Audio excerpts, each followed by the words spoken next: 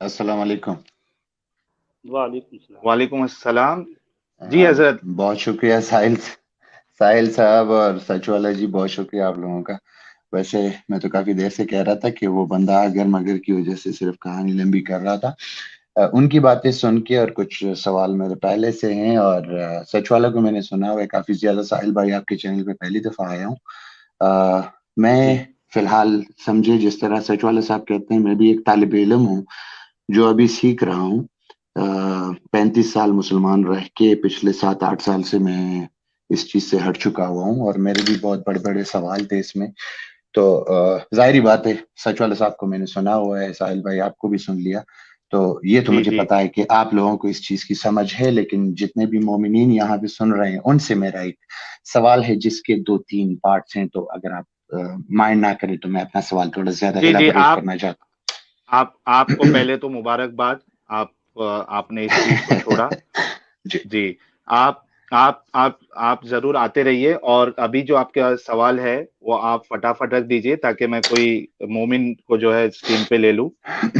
ہاں، سب سے پہلے میں صرف زاہد بھائی کہہ لیں، زاہد صاحب کہہ لیں، ہمارے تو چھوٹے ہی ہوں گے شاید کیونکہ ہماری عمر بہت زیادہ ہے، تو میں ان کے جوابات پہ 2 کمنٹ صرف کرنا چاہتا ہوں۔ ایک، انہوں نے گفٹ کی ایگزامپل دی کہ اگر کوئی آپ کے دروازے پہ کوئی گفٹ یا تحفہ چھوڑ کے چلا جائے تو آپ اس کے بارے میں سوچو گے، اور وہ اس کو اللہ کی دین سے ریلیٹ کر رہا تھا کہ آپ کو سمجھ ہونی چاہیے کہ کس نے آپ پہ یہ احسان کیا ہے۔ تو میں ان سے یہ بھی کہوں گا کہ اگر کوئی آپ کے دروازے کے آگے بم رکھ دے تو اس کا بھی آپ کو سوال کرنا پڑے گا کہ جس نے بم رکھا تھا اس کو آپ گالی دیں گے، اس کی تباہی اور بربادی کا سوچیں گے؟ تو اگر اللہ تعالیٰ قرآن میں کہتا ہے کہ ان اللہ علی کل شیء قدیر، کہ اللہ ہر چیز پر قادر ہے، اور قادر کا مطلب یہ ہے کہ وہ قدرت رکھتا ہے یا اختیار رکھتا ہے ہر چیز پہ، تو وہ بم دھماکہ جو تھا وہ بھی اس کے اختیار میں تھا، تو کیا آپ اس کو گالی دینا پسند کریں گے اس صورت میں، یا صرف تحفہ قبول کر کے اس پہ سوچیں گے اور شکر ادا کریں گے؟ اور دوسرا، وہ بار بار کہہ رہے تھے کہ میں عالم نہیں ہوں، میں عالم نہیں ہوں، تو بھائی اگر آپ کو اسلام سے اتنا زیادہ پیار ہے اور اللہ ہدایت دینے والا ہے تو آپ سب سے پہلے اپنی ہدایت کا راستہ ڈھونڈ لیں، علم حاصل کر کے یہاں پہ آ کے اگر آپ ہم کو مسلمان بنا دیں واپس، تو اس سے بڑی کوئی بات نہیں ہوگی میرے خیال میں، اس سے زندگی کی اچیومنٹ ہو جائے گی بہت بڑی۔ اب میں اپنے سوال پہ آتا ہوں، جو کہ جن سوالوں نے مجھے بادر کیا، اس سے پہلے میں کہنا چاہتا ہوں میں پٹھان ہوں، اور پشتو ہماری لینگویج ہے، اور ہمارے پٹھان لوگ جو ہیں وہ بہت زیادہ ایکسٹریملی ریلیجیس ہوتے ہیں۔ وہ بالکل آنکھیں بند کر کے اس وجہ سے کوئی اور بات سننے کو تیار نہیں ہوتے، اور میں اس معاشرے میں پلا بڑا ہوں۔ خوش قسمتی سے میری فیملی ایجوکیٹڈ تھی، اور وہ ان چیزوں کو توپتے نہیں تھے زبردستی، صرف کہتے تھے کہ ہاں ٹھیک ہے 5 وقت نماز پڑھا کرو، گھر پہ پڑھو یا مسجد میں پڑھو، جیسا بھی ہے، کسی کو نقصان نہ پہنچاؤ، سچ بولو، یہ کافی ہے تمہارے لیے، اور ہاں اسلام کے خلاف نہ بولو کہ کوئی مار ڈالے گا، صرف یہ ہدایت دیتے تھے والدین۔ تو اس وجہ سے ہمیں سوچنے کا تھوڑا سا موقع ملا۔ میرا ابھی ایک سوال جو مجھے بہت زیادہ بادر کرتا ہے، میں اس پہ آتا ہوں۔ اس سوال کے 3 پارٹس ہیں۔ قرآن میں کہتے ہیں کہ ان اللہ علی کل شیء قدیر، اللہ تعالیٰ ہر چیز پر قادر ہے، ہر چیز پر اختیار رکھتا ہے، اور اختیار کا مطلب یہ ہوتا ہے کہ یہ اس کے کنٹرول میں ہے۔ اگر کسی ہندی یا اردو والے بھائی کو سمجھ نہیں آ رہی تو اس کا کنٹرول ہوتا ہے ہر چیز پہ۔ دوسرا، قرآن میں ہے کہ وَتُعِزُّ مَن تَشَاءُ وَتُذِلُّ مَن تَشَاءُ، عزت دینا اور ذلت دینا دونوں اللہ کے ہاتھ میں ہیں۔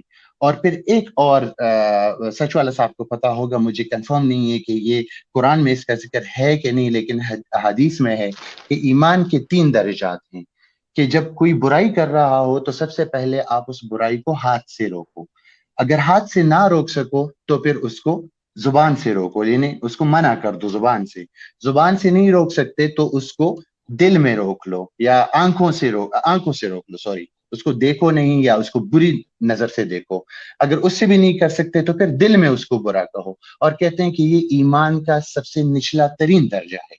اس کے بعد میری کہانی سٹارٹ ہوتی ہے کہ پاکستان میں میں صرف ایک کا نام لے رہا ہوں، اس طرح کی ہزاروں بچیاں اور بچے ہیں۔ 6 سالہ بچی زینب، اس کے والدین عمرہ کے لیے گئے تھے سعودی عرب، روزے رسول پہ بیٹھے ہوئے تھے، ان کی بیٹی قرآن کا سبق پڑھنے کے لیے گھر سے نکلی، اور اس کو کسی نے اٹھا لیا، اغوا کر لیا، اور 6 دن بعد یا 10 دن بعد اس کی لاش ملی، اس کے ساتھ جنسی زیادتی ہوئی تھی۔ ایک اور چیز جو میں ریفر کرنا بھول گیا ہوں، کہتے ہیں اللہ تعالیٰ کی ذات بہت غیرت والی بھی ہے، ایک یہ چیز بھی ہے۔ ہمارے پٹھانوں میں بھی غیرت کی بات بہت بڑی ہوتی ہے، اور غیرت کا مطلب یہ ہوتا ہے کہ اگر کوئی آپ کی ماں بہن کو نظر اٹھا کے دیکھے تو اس کو مار ڈالتے ہیں، یہ پٹھانوں کی غیرت ہوتی ہے۔ تو اللہ کی غیرت تو بہت زیادہ بڑی ہوگی پھر اس سے۔ تو جب زینب 6 سالہ بچی کو کوئی اٹھا کے ریپ کرتا ہے، اس کی ڈیڈ باڈی پھینکتا ہے، اس کے والدین کو اس زینب کے چچا کہتے ہیں کہ آپ جا کے روزہ رسول میں سجدے میں پڑ جاؤ اور اللہ سے دعا مانگو کہ وہ مل جائے۔ پھر بھی نہیں ملتی زینب، اور چند دن بعد اس کی لاش ملتی ہے، اس کے ساتھ جنسی زیادتی ہو چکی ہوئی 6 سالہ زینب کی۔ میں سمجھ بوجھ والے بندوں کی بات نہیں کر رہا جس پہ یہ کہتے ہیں کہ اللہ نے آپ کو عقل دی اور اس کے باوجود اگر آپ نے نہیں مانا تو وہ آپ کو دوزخ میں ڈالیں گے، بے شک ڈال دیں اس پہ۔ زینب کو خدا کیا جواب دیں گے؟ خدا کیا کہیں گے کہ میرے اندر وہ ایمان کا نچلا ترین درجہ مجھ میں خود بھی نہیں تھا کیونکہ میں اس کو نہیں روک سکا، یا مجھ میں غیرت نہیں تھی میں اس وجہ سے نہیں روک سکا، یا میں نے جھوٹ بولا تھا کہ میں قادر ہوں ہر چیز پہ۔ زینب اگر یہ سوال پوچھے تو اللہ کس منہ سے جواب دے گا اس کو؟ میرا سوال یہ ہے، اور یہ مومنوں سے میرا سوال ہے، اور میں یہ ساری میں چیزیں کچھ عرض کروں ہمارے بھائی سچ والا صاحب، جسٹ لاسٹ لائن، میں یہ ساری چیزیں اس لیے سیکھ رہا ہوں کہ میں اپنے جو ہمارے ایکسٹریمسٹ پٹھان لوگ ہیں جو کہ بلائنڈلی بلیو کرتے ہیں ریلیجن میں یہ جتنی بھی ڈسکشنز ہوتی ہیں، غالب بھائی جو پاکستانی ملحد ہیں، حارث سلطان، سچ والا صاحب، یہ ساحل بھائی، ان سب کی ایکس مسلم اسپارٹکس، ان سب کے چینلز میں دیکھتا ہوں، اور یہ مواد میں جمع کر کے پشتو میں ترجمہ کر کے اپنا چینل میں نے اسٹارٹ کیا ہوا ہے پختون ملحد کے نام سے۔ میں یہ پشتو میں ٹرانسلیٹ کر کے لوگوں کے سامنے یہ سوال رکھنا چاہتا ہوں کیونکہ یہ ان کی ریلیجیس ڈیسینسٹائزیشن کے لیے بہت زیادہ ضروری ہے۔ جی سچ والے صاحب، آئی ایم سوری میں نے تھوڑا زیادہ ٹائم پختون ملک جی، سچ والے جی ایک منٹ، ہاں پختون ملک جی، ابھی آپ نے اپنی بات رکھی ہے، سچ والا جی اس پہ جواب دیں گے، آپ لیو کر دیجئے تب تک کہ میں دوسرے کسی مسلم بھائی کو لے لیتا ہوں۔ بالکل جی، بہت شکریہ ٹائم دینے کا۔